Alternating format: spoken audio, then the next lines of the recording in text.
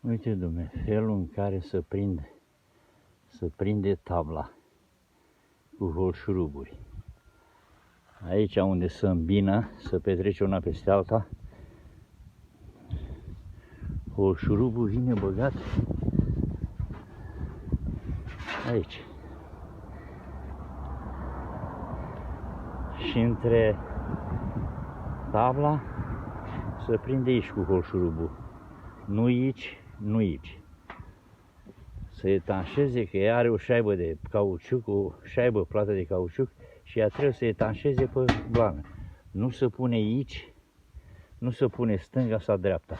Exact pe jumătate, nici aici, nici aici. Pentru că cine pune în felul ăla, în primul rând, dacă o pui pe lateral așa, holșurubul se scurtează, adică nu mai ajunge să intre perfect mult de tot în lănteț și șaiba plată nu plătuiește, nu se lipește ca să nu curgă apă. Uite așa, deci felul ăsta e. Ăsta e singurul mod și cel mai eficient de a prinde această țiglă metalică pe casă. Deci la îmbinare, când se petrece una peste alta, se prinde aici cu holșuruburile alea scurte și după aia pe lănteț se prinde aici, aici, aici. Deci la două intervale de... Deci așa se prinde. Am văzut că mulți zic că, dumne, trebuie stânga, dreapta, că nu. Trebuie să vină cu argumente. Dacă ăsta e făcut să stea plat, să plătuie acolo, așa trebuie pus. Nu stânga, nu dreapta, nu pe coamă, nu, decât așa, acolo.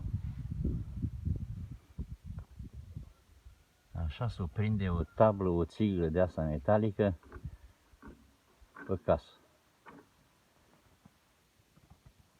Aici unde se îmbină, de se trece una peste alta, se bagă acolo, holșuruburile alea scurte și aici se bagă cele lungi. Acolo, acolo, deci numai așa, drept. Și aici pe canal, nu în partea asta, nu în partea asta. Ca să se plătuie, să nu pătrundă apa în ea, pe acoperișul tablă. Deci numai și numai în felul ăsta se poate face. Cine o prinde invers, că zice să prindă stânga-dreapta, să vină cu argumente să mă contrazică. De ce?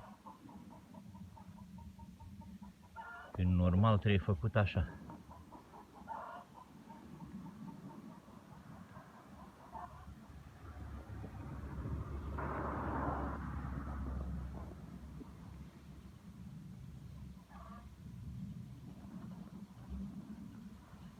Asta e.